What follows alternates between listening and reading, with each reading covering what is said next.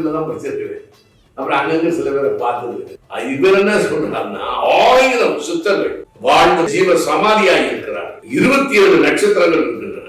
அந்த 27 நட்சத்திரமும் எந்தெந்த நட்சத்திரத்துல யாராரு பிறந்து எப்படி ஜீவ சமாதி ஆனார்கள் ஃபுல் டீடைல்ஸ் நல்லா கொடுத்திருக்கிறார். வரலாறு எல்லாம் அறிவை தேடுகிறவர்களும் ஆன்மீகத்தை விரும்புகிறவர்களும் ஒரு உச்சநிலையை அடைய வேண்டும் என்று நினைப்பவர்களும் இந்த புத்தகத்தை படிச்சா ஒரு பெரிய ஞானக்கண் திறக்கும் என்பதை போல எனக்கு தோன்றுகிறது. அருளாளர்கள் 1000. ஆசிரியர் ஜீவ அமிர்தம் கோ. திருமுருகன். நூல் உங்களுக்கு வேண்டுமா? அதற்கான அலைபேசி எண் 739 739 4174. ஜிபே மூலம் செலுத்த 9176564723.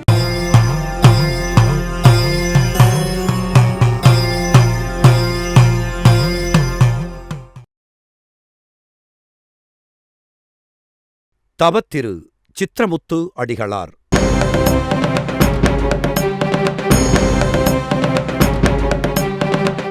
சுபாஷ் சந்திரபோஸ் இராணுவப் படையில் விடுதலை வீரராக இருந்த சித்தர்.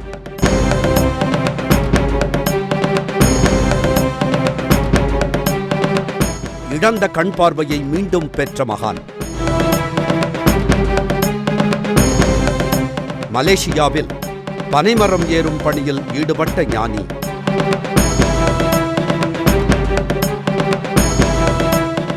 வரப்போகும் துன்பத்தை முன்பே அறிந்த சித்திரமுத்து அடிகள்.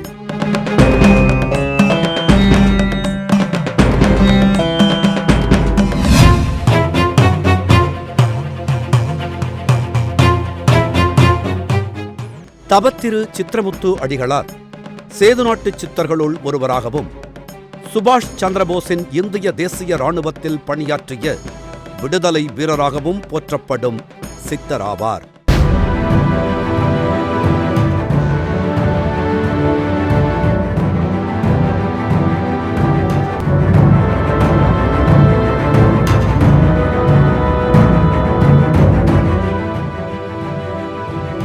தவ வாழ்வு மற்றும் யோக வாழ்வை வலியுறுத்திய தவத்திரு சித்திரமுத்து அடிகளார் ராமநாதபுரம் பனைக்குளத்தில் ஜீவசமாதி அடைந்த மகான் ஆவார்.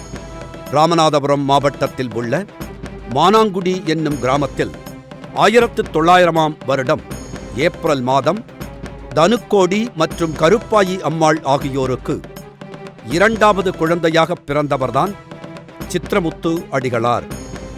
சார்வாரி வருடத்து சித்திரை மாதத்தில் பிறந்ததாலும் சித்திரமுத்து அடிகளார் பிறந்த காலத்தில் ஊரில் உள்ள குடிசைகள் பற்றி எரிந்ததாலும் இவருக்கு சித்திரைச் சுழியன் என்ற பெயர் ஊரார் ஈட்ட பட்டப்பெயராக அமைந்தது. ஆனால் இவருடைய தாயார் இவருக்கு சித்திரமுத்து என்றே பெயரிட்டு அழைத்து வந்துள்ளார்.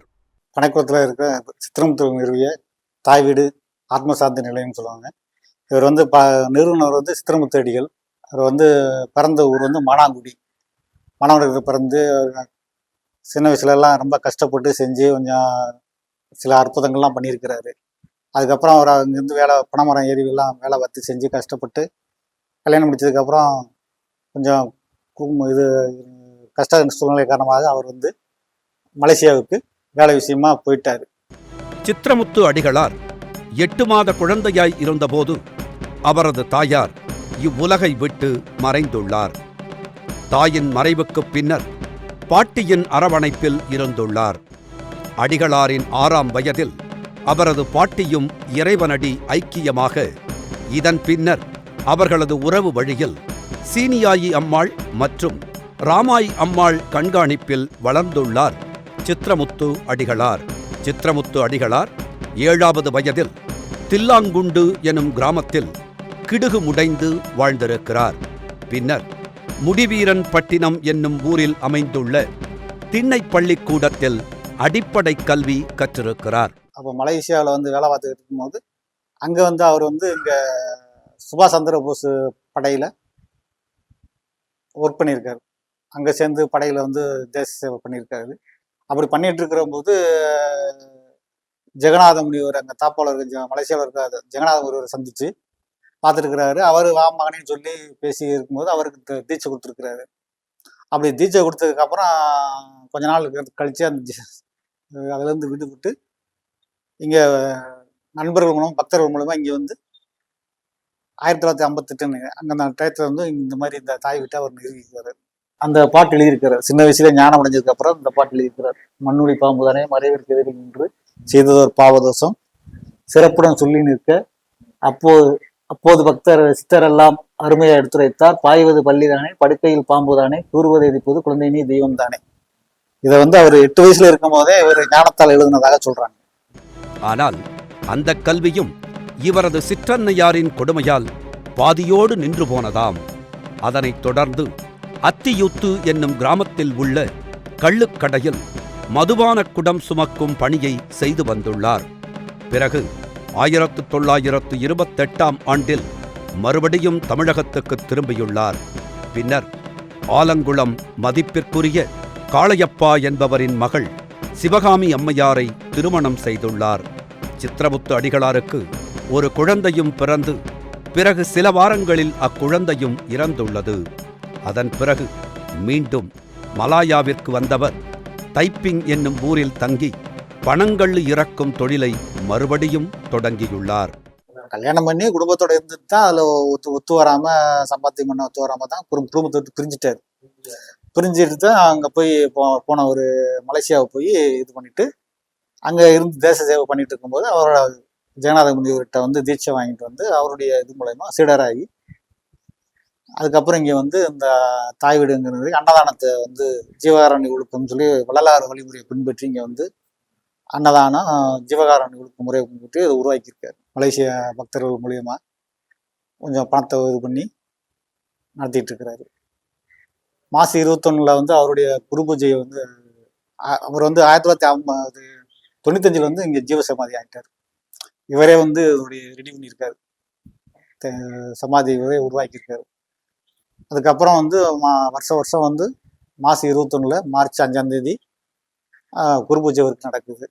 இவர் வந்து ஒளிகண்ட நாள்னு சொல்லி தீப தரிசன நாளை வந்து 20ஆம் தேதி சித்திரை 7ஆம் தேதி கொண்டாடுறாங்க. மற்றபடி இங்கே வந்து மாத பிரார்த்தனை வந்து ரெகுலராக வந்து நடக்கும். மாசத்துல முதல் ஞாயிறு வந்து மாத பிரார்த்தனை ரெகுலராக நடக்கும். இங்கே வந்து வெளியூர்லேருந்து வர்றவங்க வந்து தங்கிட்டு போகலாம். சாப்பாடு ரெடி பண்ணி கொடுப்போம். இருசப்பர் என்பவர் பல வித்தைகளிலும் கைதேர்ந்தவர் ஆவார். அவரிடமிருந்து சித்திரமுத்து அடிகளார் நட்சத்திர காண்டம் முதல் சாமுத்திரிகா லட்சணங்கள் வரையிலும் பல வித்தைகளை முறையாக கற்றுத் தேர்ந்தார். அதனோடு சோதிட வித்தையையும் முழுமையாக கற்றுக்கொண்டார். அதே வேளையில் முக்காலமும் உணர்ந்தவராக போற்றப் பெற்ற அருட்திரு ஜெகநாத சாமிகளை குருவாகக் கொண்டார் சித்திரமுத்து அடிகளார். அவரிடமிருந்து திருவருட் தீட்சை பெற்று வாழ்வியல் உண்மைகளை முற்றுணர்ந்தார். தம் வாழ்வில் பல இக்கட்டான சூழல்கள் வர இருப்பதை முன்கூட்டியே அறிந்து தாய்நாட்டிற்கு திரும்பினார் தவத்திரு சித்திரமுத்து அடிகளார். தாய்நாட்டிற்கு திரும்பிய பொழுதில் இவருக்கு ஆண் குழந்தையொன்று பிறந்துள்ளது. இந்த காலத்தில் சித்திரமுத்து அடிகள் சிற்றின்ப நாட்டங்களில் இருந்து விலகி பேரின்பப் பெருவாழ்வுக்கு தலைப்படத் தொடங்கியுள்ளார். ஆனால் இறைவனின் சோதனையினால் அவருக்கு கண் பார்வை பறிபோக அவருடைய மனைவியாரும் மற்ற உறவினர்களும் இவருக்கு உணவும் நீரும் தர மறுத்து வெறுத்து ஒதுக்கும் சூழல் நேர்ந்துள்ளது. தனக்கேற்பட்ட கொடும் துன்பங்களைக் கண்டு பொறுக்க இயலாத நெஞ்சம் கொண்ட சித்திரமுத்து அடிகள் சென்னை செல்லும் தனுக்கோடி ரயில் வண்டியில் ஏறி ராமநாதபுரம் சென்றுள்ளார். அன்றிரவு முழுவதும் ரயில் நிலையத்திலேயே கழிக்க முடிவு செய்தார். அந்தச் சூழலில் பெண்ணொருவர் இவரை திருடன் என்று கருதி கூச்சலிட மக்கள் சூழ்ந்து அவரை தாக்க முற்பட்டனர். அந்த நேரத்தில் அவ்வூரைச் சேர்ந்த கிராம முன்சிப் சுப்பையா என்பவர் சித்திரமுத்து அடிகளை காத்து தனது இல்லத்திற்கு அழைத்துச் சென்றுள்ளார். அவர் இருக்கிற காலத்துல நல்லா அவங்க வந்து பக்தர்களுக்கு வந்து நல்லா அவர் சொன்னது வந்து நடந்திருக்கு. இப்போ நீ இப்படி நல்லா இருப்ப அப்படின்னு சொல்லி அவர்னா கஷ்டப்படுற நீ நல்லா இருப்ப அப்படின்னு சொல்லி அவர் சொல்றது வந்து நடந்திருக்கு. நிறைய விஷயங்கள்ல அவர் அற்புதம் பண்ணியிருக்கிறார். இப்பயும் வர்ற பக்தர்களுக்கு வந்து அவர் இது பண்ணத்தான் செய்யறாரு. நம்பிக்கையோட முழு நம்பிக்கையோட வந்து அவர் செய்யறவங்களுக்கு அவர் அவருடைய குறைய திக்கத்தான் செய்யறாரு. அவருடைய திருமணம் இங்கேருந்து திருமணம் தான் எடுத்துக்கிறோம், அதை வந்து தீர்த்த வச்சுக்கிறோம். அதை வாங்கிட்டு போய் என்ன செய்யறாங்கன்னா அவங்க ஒன்று நெத்தில பூசிக்கிறாங்க, இல்லைன்னா பிரச்சனை நிலையை மாற்றினோம்னா அதை திருத்தம் போட்டு குடிக்கிறாங்க. கொடுத்து அவர்கிட்ட வேணுனாங்கன்னா அவருக்கு அது வந்து இதாயிருது. வரக்கூடிய பிரச்சனைகள் தீர்ந்து போயிருக்கு. கிராம முன்சீஃப் ஒரு பெரியவரிடம் சித்திரமுத்து அடிகளாரை ஒப்படைத்து அவருடைய கண் பார்வையை சரி செய்யும்படி ஆணையிட்டுள்ளார். அந்த பெரியவரும் சில நாட்கள் பச்சிலை மூலிகைகளை கசக்கிப் பிழிந்து உணவு தந்து ஆதரித்துள்ளார். அங்கிருந்து புறப்பட்ட சித்திரமுத்து அடிகள் தன்னுடைய வீட்டிற்குச் செல்ல மனமில்லாமல் தனது சகோதரியின் வீட்டிற்குச் செல்ல, அங்கும் அவரை வெறுக்கவே மனம் வெதும்பி அழகன்குளம் என்னும் இடத்தில் தங்கியிருந்துள்ளார். ஒரு நாள் இரவு 12 மணிக்கு திடீரென கண்கள் ஒளிபெற்று பிரகாசிக்க, அத்துடன் அவரை பற்றியிருந்த துன்பங்கள் யாவும் நீங்கியுள்ளது. சித்திரமுத்து அடிகளார் தனது குடும்ப சொத்துக்களை எல்லாம் விற்று அதன் மூலமாக கிடைத்த பொருளைக் கொண்டு மீண்டும் வெளிநாட்டிற்கு பயணம் மேற்கொண்டுள்ளார். மலேசியாவிலேருந்து வர்றாங்க, பஸ்ஸில் வருவாங்க, தங்கிட்டு போவாங்க, நினச்ச நேரம் வந்துட்டு சாமி கும்பிட்டு போவாங்க. முக்கியமான ஆள் வந்து தங்கணும்னு சொன்னால் அவங்க தங்கிட்டு போவாங்க. ஒரு நைட்டு தங்குவாங்க, காலைல கிளம்பிடுவாங்க. இப்போ ராமேஸ்வரம் போகிறவங்க காலைல விடிய 5 மணிக்கு போனோம்னா நைட்டு வந்து 10 மணிக்கு 8 மணிக்கு வரைக்கும் தங்கிட்டு காலையில் ஒரு கிளம்பி 5 மணிக்கு கிளம்பி நான் தான் அந்த கேட்டை திறந்து விடுவேன். சாய் பொருட்கள் நம்மகிட்ட இருக்கேன், எனக்கு இன்ஃபார்ம் பண்ணுவாங்க. நான் உடனே திறந்த நைட்டுக்கு எத்தனை நேரம் வந்தாலும் திறந்து விடுவேன். திறந்து விட்டுட்டு அவங்க வந்து உள்ள படுத்துக்கிட்ட பிறகு காலைல 5 மணி எத்தனை மணிக்கு போகிறாங்களோ கேட்டை திறந்து விட்டு அவங்க கிளம்பி போயிடுவாங்க. என் பேர் சிவகுரு, மலேசியாவிலேருந்து வந்திருக்கேன். தாய் வீட்டுக்கு வந்திருக்கேன். இன்னைக்கு ராமேஸ்வரம் போயிட்டு வந்திருக்கோம். சுவாமியை நான் வந்து சின்ன வயசில் பார்த்தது, ஒரு 8-9 வயசில் நான் பார்த்தது. மலேசியா வந்திருக்காரு, அவர்கிட்ட ஆசீர்வாதம் வாங்கியிருக்கேன். தெளிவாக அவர் கையெல்லாம் நீளமாக கை முட்டி கீழே இருக்கும். சுவாமி யார் அறிமுகப்படுத்துறதுனா சிவஸ்ரீ முத்துக்குமார குருக்கள் அவர் தான் அறிமுகப்படுத்தினார். ஏன்னா அவரோட குரு தான் சித்திரமுத்து அடிகள். அப்புறம் அவர் சித்திரமுத்து அடிகளோட குரு தான் ஜெகநாதர் தாப்பா இருக்காரு. ஸோ அவர் மூலியமாக தான் சித்திரமுத்து அடிகள் யாருன்னு எனக்கு தெரிஞ்சுது. இன்னைக்கு ஒரு வாய்ப்பு இங்கே வரும்போது சித்திரமுத்து அடிகளை பார்த்து ஒரு தரிசனம் பண்ணிட்டு போகலான்னு வந்தேன். சுவாமி தேஜஸாக இருப்பார், கொஞ்சம் ஃப்ரெண்ட்லியாக இருப்பார், கை நீட்டாக இருக்கும், ரொம்ப பேச மாட்டார், அமைதி ரூபத்தில் தான் இருப்பார். அவர் நார்மலாக அமைதியாக தான் இருப்பார். அப்போ நாங்கள் சின்ன வயசு ஒன்றும் தெரியாது, ஏதோ ஒரு சாதுகிட்டே ஒரு சாமிகிட்ட ஆசீர்வாதம். ஆனால் பிறகு அவரை பற்றி படிக்க தான் தெரியுது, இவ்வளோ பெரிய மகன்கிட்ட நம்ம போய் ஆசீர்வாதம் வாங்கியிருக்கோமே அப்படின்னு சொல்லி தான் திரும்ப வந்திருக்கேன். இது வந்து 2வது வெட்டி தாய் வீட்டுக்கு வர்றது. 1940ஆம் ஆண்டில் காயாசம் என்னும் துவராடை பூண்டு சந்நியாச ஒழுக்கத்தை கடைப்பிடித்துள்ளார். பணத்தை கரத்தால் தொடமாட்டேன் என்று சபதம் செய்ததோடு தன்னலத் தொழில்களில் ஈடுபட மறுத்து தேச சேவையை பெரிதெனப் போற்றி நேதாஜி சுபாஷ் சந்திரபோஸின் இந்திய தேசிய படையில் பணியாற்றத் தொடங்கியுள்ளார். 1947ஆம் ஆண்டு தன்னுடைய மாணவர்களின் துணையோடு சித்திரமுத்து அடிகளார் மீண்டும் தாய்நாடு திரும்ப முன்னர் மறுத்து ஒதுக்கிய மனைவியும் உறவுகளும் இப்போது அவரை அன்போடு வரவேற்றுள்ளனர். அவர்களையும் தன்னுடைய தவ நெறிக்கு அறிமுகப்படுத்தி பனைக்குளம் என்ற ஊரில் அருளொளி மடம் என்ற ஓர் அமைப்பினை தொற்றுவித்து இறைப்பணிகளில் தொடர்ந்து ஈடுபடத் துவங்கியிருக்கின்றார். அவர் படம் வீட்டில் வச்சிருப்பேன். டெய்லி வீட்டு விட்டு வெளியே போகும்போது அவர்கிட்ட ஒரு வார்த்தை சொல்லிட்டு போறேன், ஐயா நான் வீட்டுக்கு வேலைக்கு போறேன் வந்துட்டேன் சொல்லிட்டு போவேன். ஸோ அவர் இந்த குடும்பத்துல ஒருத்தர் மாதிரி நான் வீட்டிலேயே வச்சிருப்பேன். அவர் வர சொல்லியிருக்காரு, வந்துட்டேன், அவ்வளவுதான். அதுதான் ஃபீல் பண்ணேன். ஏன்னா ராமேஸ்வரம் 2-3 வெட்டி வந்திருக்கேன், பனைக்குளம் போகணும்னு அவருக்கு தோணல. ஆனா இன்னைக்குதான் இல்ல அங்க போய் தான் ஆகணும், போய் பார்த்து தான் ஆகணும்னு ஒரு தாட் தான் எனக்கு வந்தது. சித்திரமுத்து அடிகளாரின் சன்மார்க்க தவ வாழ்வு பலருக்கு வெறுப்பை தந்ததாக சொல்லப்படுகிறது.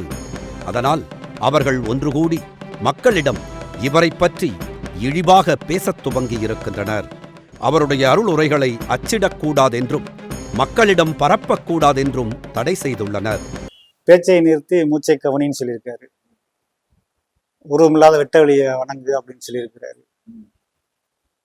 மேக்சிமம் வந்து எந்த நேரமும் பேசாம இரு, அமைதியா இரு அப்படிங்கிறது. அவர் வந்து கையில காசை தொட மாட்டார்.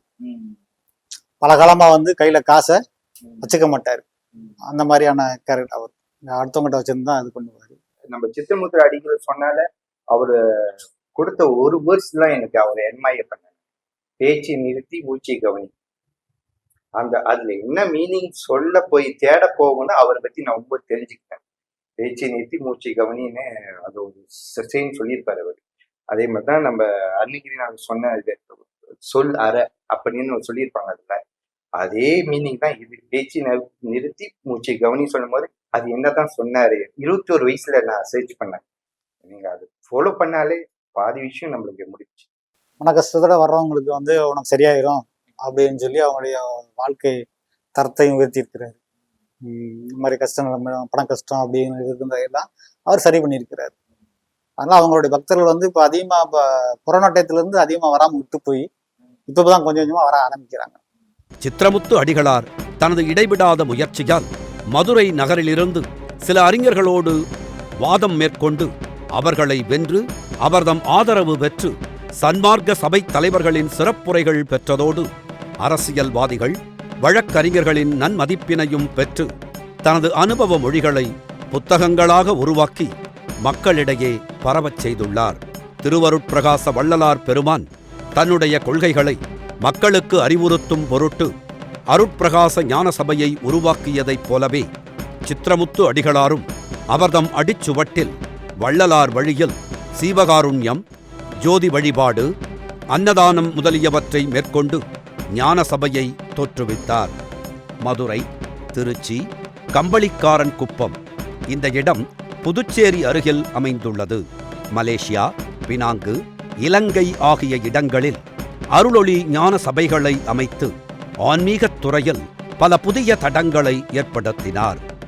ஏழை எளிய மக்களின் மனத்தில் வீர ஞான உணர்வை வளர்க்கும் விதத்தில் அவை செம்பணியாற்றின. இவற்றின் தலைமை நிறுவனம் பனைக்குளத்தில் 1958ஆம் ஆண்டு அழகன் குளத்தில் ஆத்மசாந்தி நிலையம் நிறுவப்பட்டது. ஆத்மசாந்தி நிலையமானது தாய் வீடு என பெயர் பெற்று தீப தரிசன திருவிழா ஆண்டுதோறும் 7ஆம் நாள் சித்திரை மாதம் சித்திரமுத்து அடிகள் பிறந்த தினத்தை நினைவுகூரும் வகையில் கொண்டாடப்படுகிறது.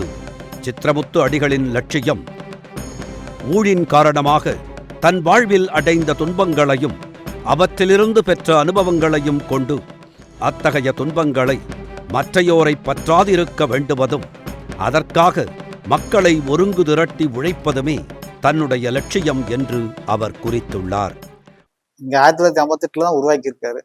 அதான் 1900 உருவாக்கிட்டு 1995 தான் அவர் சமாதியானவர். இருக்கு இங்க ஒரு சுவாமிக்கு வந்துன்னு சொல்லிட்டு அவர் வந்து தாய் வீடுன்னு சொல்லி அங்க உருவாக்கி இருக்கிறாங்க. ஆமா, மலேசியா தாய் வீடு அங்க இருக்கிறாங்க. இதே மாதிரி அங்க உருவாக்கி இருக்கிறாங்க. ஜெகநாத் சுவாமியோட ஜீவசமாதி வந்து தாப்பா மலேசியால இருக்கு.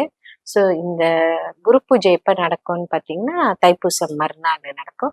ஸோ அந்த குரு பூஜைக்கு எல்லாம் சரிவரையா எல்லாம் செஞ்சுட்டு வராங்க.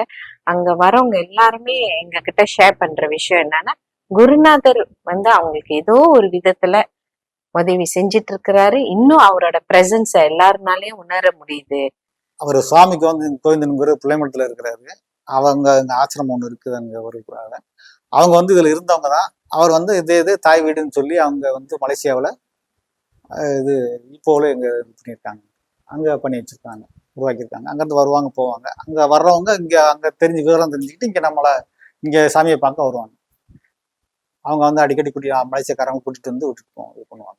முத்தை தருபத்தி திருநகையத்திற்கு சத்தி சரவண முத்தி குருவித்து குருவரை என ஓதும் முக்கட்பரமர்க்க சுருதி முற்பட்டது கற்பித்திருவரும் 30 முவர்க்க தமரருமடி பேன 10 தலை தத்த கனிதொரு ஒற்றை கிரிமத்தை பொறுதொரு பட்ட பகை வட்டு தீரியில் இரவாக 10 கிரதத்தை கடவிய பச்சை புழமெச்ச தகுபொரு பக்ஷத்தொரு ரக்ஷி தருவது ஒரு நாளே தித்தித்தைய ஒத்த பரிபுர நிற்ற பதம் வைத்து பைரவிதை கோட்க நடேக்க கழுகோடு கழுதாட. 1991ஆம் ஆண்டு சமாதி மண்டபம் கட்டி முடித்து சிவ அருட்திரு முத்துக்குமார சிவாச்சாரியார் 1991ஆம் ஆண்டு சிவராஜ கோபுரத்தில் கும்பாபிஷேகம் நடத்தினார். சத்குரு தபத்திரு சித்திரமுத்து அடிகளார் 1995ஆம் ஆண்டு ஞாயிற்றுக்கிழமை மே மாதம் 5ஆம் தேதியன்று கேசரி முத்திரையிட்டு மகாசமாதி அடைந்துள்ளார். பனைக்குளம் என்பது தமிழ்நாட்டின் ராமநாதபுரம் மாவட்டத்தின் கிழக்கு பகுதியில் அமைந்துள்ள ஒரு கிராமமாகும். இந்த பனைக்குளம் கிராமமானது ராமநாதபுரத்திலிருந்து ராமேஸ்வரம் செல்லும் பிரதான சாலையில் சுமார் 21 கிலோமீட்டர் தொலைவில் நதிப்பாலம் பஸ் ஸ்டாப் அருகே அமைந்துள்ளது. பனைக்குளம் கிராமத்தின் நஜியா மெட்ரிக் மேல்நிலைப் பள்ளி அருகில்தான் அருட்திரு சர்க்குருநாதர் தவத்திரு சித்திரமுத்து அடிகளாரின் ஜீவசமாதி உள்ளது.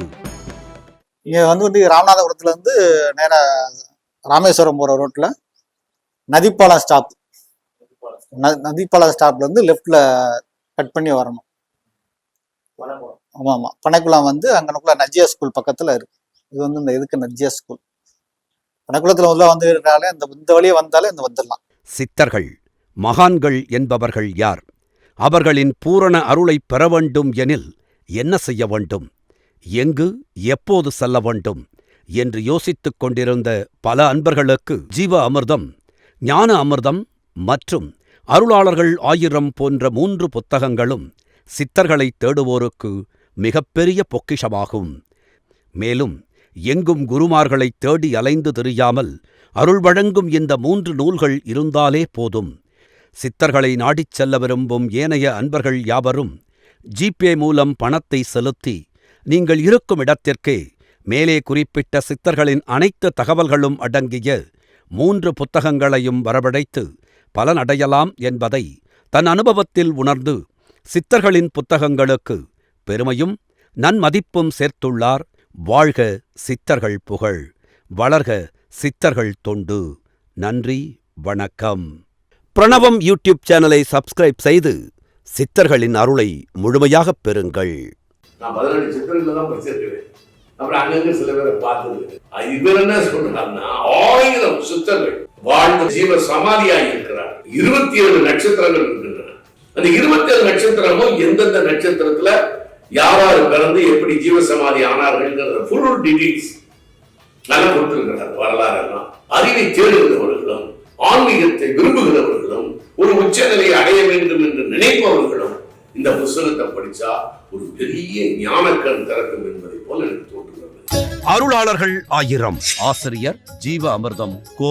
திருமுருகன். நூல் உங்களுக்கு வேண்டுமா? அதற்கான அலைபேசி எண் 739 739 4174.